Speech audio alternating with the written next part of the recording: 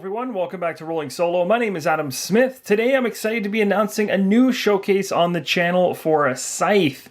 This game was designed by Jamey Stegmaier and was published by Stonemaier Games. There is a solo mode created by the Automa factory, which is built into this particular game that came with Scythe and is really a revisioning or re-implementation of what has come from viticulture and some of the prior games from Stonemaier Games. So I'm really excited to jump into this one. What we're going to be doing in this video is going to be showing you how to get all of the solo content set up and ready to go for your first solo play. This is going to include 2 additional factions, so we're going to be playing as one faction ourselves as well against 2 other Ottomans at the same time. So it's going to be a 3-player game in essence, but all in solo play, which is really cool.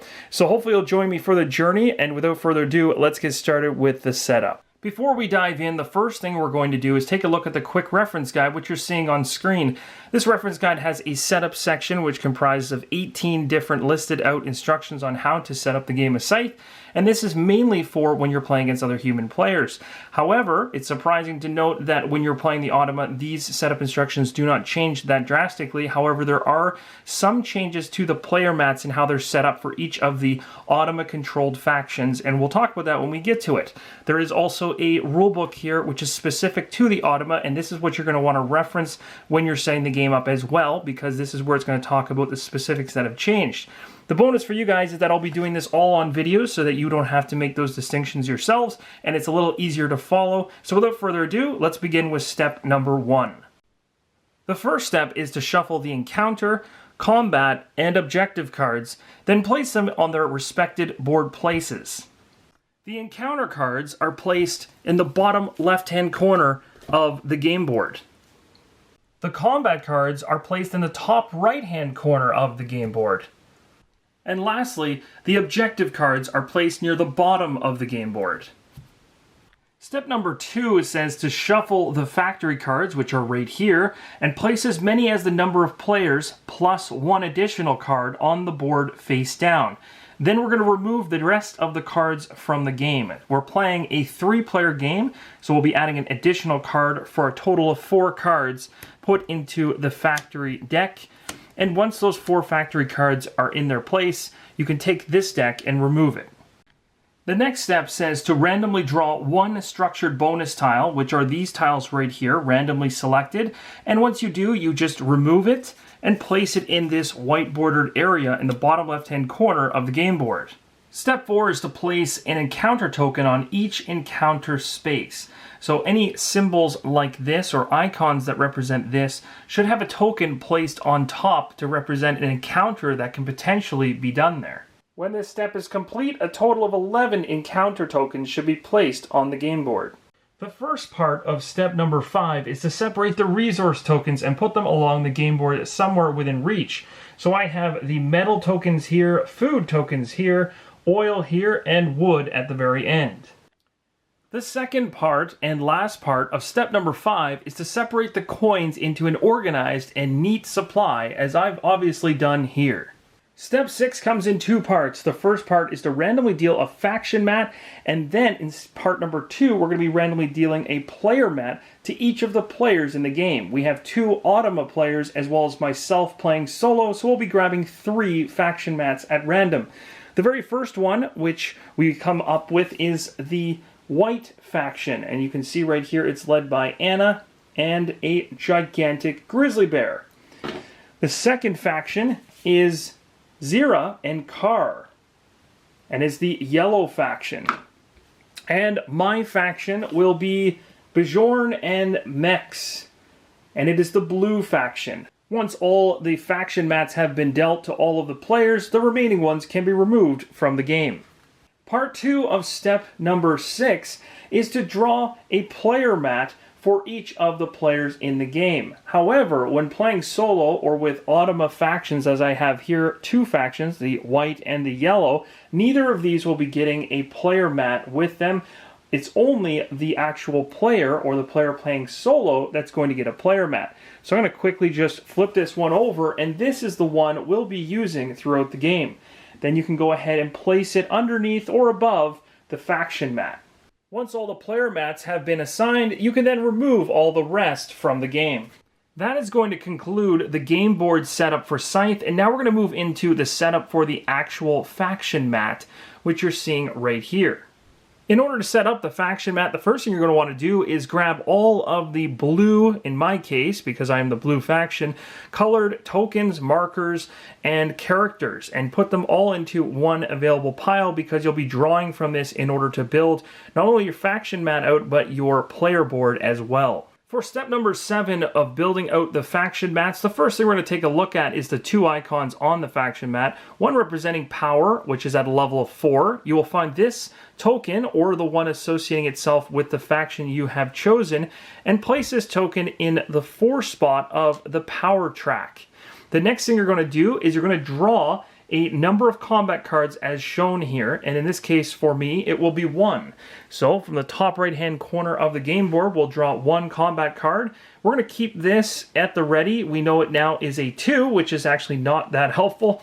It's not a very high combat card, but this will now be placed beside our player mat. Step number 8 says to place your faction character, and our faction character looks like this, in its home base. And our home base is going to be way at the top in the northern section of the board, up here in the Winter Plains area of the blue faction. Step number 9 says to place 1 worker on each of the 2 land adjoined territories adjacent to the home base. The 2 adjoined land territories would be these 2 right here. So we'll take 1 worker and place it there, and the other worker here. Step number 10, it says to place 4 mechs on the mech spaces on your faction mat. So we're going to take our mechs, which look like this, and we're going to place them along those spaces. Once they're all filled up, the setup of the mechs is complete. Step number 11 is to place the 6 star tokens that match the color of your faction up in the top left-hand corner of your faction mat. However, you don't have to put them in any specific spot, but typically anywhere where it won't cover an icon or something that's extremely important for you to see during gameplay. I typically layer them along the top of the faction mat. Now we're going to move into the player mat setup, and we're going to start with these icons on the far right of the player mat. You've got 3 different things to look at: objective cards, your starting popularity, as well as the number of coins that you're going to start with. And we're going to set those up right now. So first we're going to start with the popularity position, which is the one in the middle, which is the heart. So we're going to go ahead and gain the number of popularity that's shown there. Our popularity position should start at 2. So I'm going to go ahead and take our heart icon or token and place that right next to 2 on the popularity track, which goes up the top left-hand corner of the game board. Next up, we're going to take the number of objective cards that are listed right here on this icon to the far left. And it's 2, so we'll be grabbing 2 objective cards to start the game. Now we're going to take the number of objective cards that was mentioned on our player mat, and in this case for me it's going to be 2. So we'll take 2 objective cards off the top and place them near our player board. Lastly, we're going to gain the number of coins that are shown on the far right hand side of this player board. So in this case, it's 6 coins. Step 13 says to place 6 technology cubes on the green boxes with black squares. And those green boxes can be found on the player mat, and there's black boxes in the bottom right hand corner. Those may be hard to see on camera here as I haven't zoomed in, but I'm going to start placing the technology cubes in each of them, and all they're essentially doing is blocking up the ability to gain those potential resources or abilities in the game. Later on we'll be able to upgrade in order to open those up, giving us more resources or more ability to produce or deploy, and a number of different things depending on your player-specific mat. Step number 14 has us placing 4 structures on their corresponding boxes, and those boxes can be found here for the mine, the monument, the armory, and the mill. So they're pretty obvious based on their wooden constructions. You should be able to place them even just based on their shape alone. They all fit into their respective places like so. Step 15 says to place 4 recruit tokens on the circle bonus spaces of the player mat. So they look like this, and we'll just go along the bottom of the player mat and place each of the circles in each of the different sections of the player mat. Once they're all in place, everything is complete for this step. The next step has us placing 6 workers on the red produce action rectangles in the top right-hand corner of the player board or player mat. Now we've already put out 2 workers earlier in the video which were adjacent to our home base, so all the remaining workers essentially take a spot on this particular player mat until it's all full. Now as you can see here, I'm not putting them in any particular order, but if you want to align them so that they look good and they're all facing the correct way, then you can do that. Each of them are actually uniquely sculpted for the different factions, so they have a little bit of a unique look to them, which adds to the theme and presentation of the game. Step number 17 has us placing our action token next to our player mat, and this is our player mat. The action token that comes inside of the game is this one here. However, if you are to pick up something like this one from MeepleSource, as I did, you can get an enlarged or larger token, which even has the seal or the faction logo on it, and you can place that as your action marker, making it much more distinguishable for yourself as well as if you're playing against other players. And with that, that's going to conclude the game board setup, faction mat setup, and player mat setup for the solo player in a solo game. Next up, we're going to talk about the Automa and the Automa factions that we need to set up and how those rules are different from how we set up the actual player. Alright, now we're going to go ahead and set up our Automa. So we're going to be doing this for 2 different factions because we're playing against 2 different Automas, and that's going to be really, really cool because we're going to see the dynamics of how 2 against 1 player can really work out in solo play. It'll be fun and a little bit more challenge than just a player versus the Automa. So this should be really interesting, and what I've done when I chose the factions that were going to represent the 2 Automas earlier on in this solo setup, I chose the yellow faction as well as the white faction. I did that for a number of reasons, and mainly the first reason was if you're playing a 2-player or 2 faction game and 1 player is playing solo, the other is Automa, then typically you kind of want to be on opposite sides of the board. That's the best case scenario. That's typically what you want to do so that you keep a good distance between each other. If you start very close to each other, you're not going to have much time to build up and things are going to get pretty intense right away, but there's nothing wrong with that either. The book or the rule book recommends that you keep yourself spaced out. So when playing with 3 total factions, 1 being controlled by me and 2 being controlled by the Automa, I wanted to give a little bit of a space, so I found a pattern where we have yellow, we're going to skip this clan and use white, we're going to skip that clan up in the top, and use blue, and then that way we're all spaced out evenly, and we can kind of make a mad rush for factory and other different objectives, and be on the same side of the board as well. And it gives even spacing across the board. The only space it doesn't give even is just on this far right hand side, where really there'll be no factions and it'll just be open season over here. So it should be very interesting to see how this thing plays out, but that's all you need to do for the first step, is just to get your faction mats in place, which we've already done. So right now you're taking a look at both of, or at least 1.5 of, the Automa faction mats. So this is one of them for the yellow faction. The white faction is just off screen here, but I've left the important symbols we're going to talk about right now. And those are the power and the combat cards that each of these 2 Automa factions will be starting with. So the first one you'll go for is the yellow one in this case. We'll take the yellow power token. We're going to put on the power track equal to the number on the faction mat, similar to what we do for a player setup. So it's going to start at 5. So go ahead and place that there. On the white faction over here, it's starting at 2. So we'll take the power token for the white faction and place it on the power track in the 2 position. Now let's take a look at the combat cards that each of the 2 Automa factions would receive at the beginning of the game. The yellow faction here has 0 in the combat card icon, so no cards are dealt for the yellow faction. The white faction off camera here has a 3 near the combat cards, so 3 combat cards are dealt and not looked at, and then just placed near its faction mat. Just underneath is perfectly fine. The next step is to give all of the Automa factions 5 coins each to start. So I'm going to go ahead and place a 5 coin here and a 5 coin here, symbolizing 5 coins for either faction. You can place them on the mat or anywhere nearby. Next, we're going to place the Automa's popularity tokens on the 10 space of the popularity track, and they will never leave this space. Now, the popularity track, as we discussed earlier, is on the leftmost side of the board and runs along it. So we're going to go ahead and place both of the tokens for either of our factions that are playing in Automa at the 10 spot on the popularity track, and they will never change from this position. Next, we're going to place the 2 workers and the character for each of the Automa factions. So for the yellow faction, we'll place the yellow character on the home base, and we'll take one of each of the worker meeples and we'll place them on adjoining or adjacent hexes next to our home base, just like this. Very similar to how we set up the player. And we'll do the exact same for our white faction, which is way up here on the home base for the character, and then the worker meeples will be placed adjacent to that character. Next, we're going to place mechs, stars, and the remaining workers on the faction mat for each of our Automa factions, just like this. And just like that, we've got the faction mat completely set up with all of the workers, mechs, and stars for the faction. We're going to do the exact same off camera for our white faction. Now find the 4 Automa Star Tracker cards that have backs looking like this. Once you've found them, they go from easy to normal to hard and then very hard. The rules of Automa actually recommend that you go through the Automata first, or the easy score tracker or star tracker card. In this particular playthrough though, we're going to go for the normal one.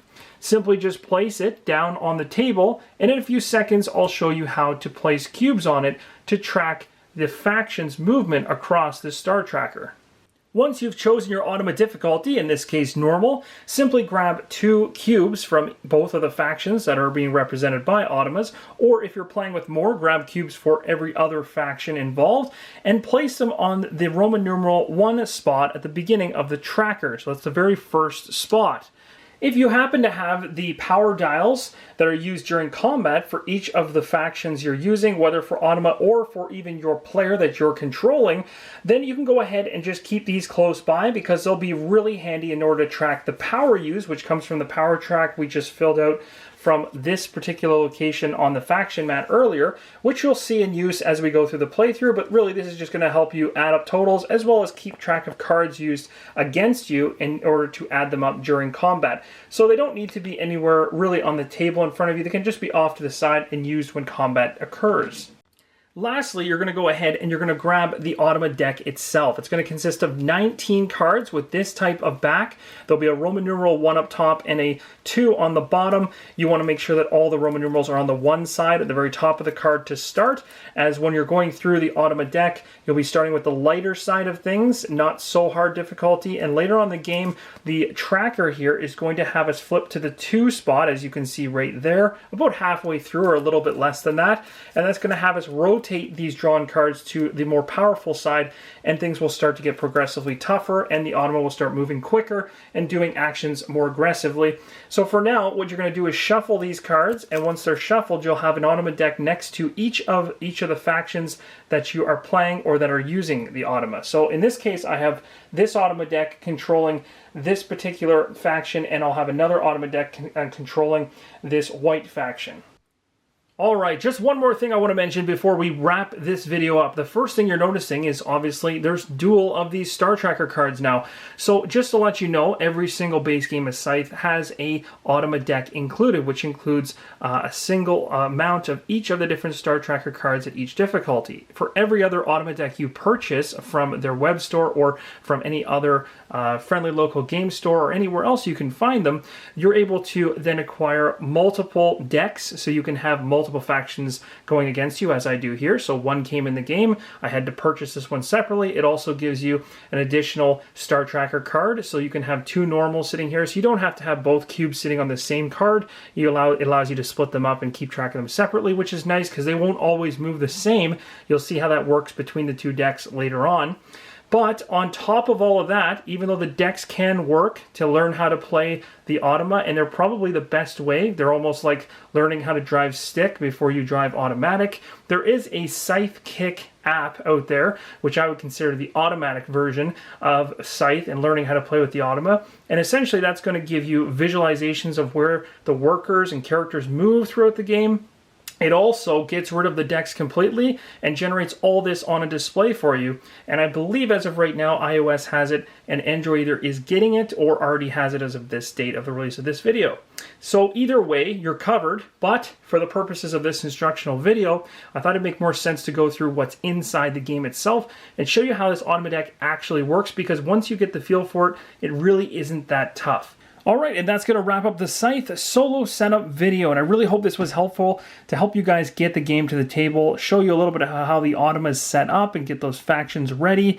What we're going to be doing in the next video is something a little different than what I normally do in my showcases. Instead of doing a separate rules video, I'm going to merge the rules into the playthrough. We're going to learn as we go at the beginning, and then as we start to pick up some of the terminology and the icons with the Automa cards, we'll move a little quicker. So I think learning by seeing in Scythe is a lot more advantageous to the individual learning versus me just going through a rule book or showing you one-off examples.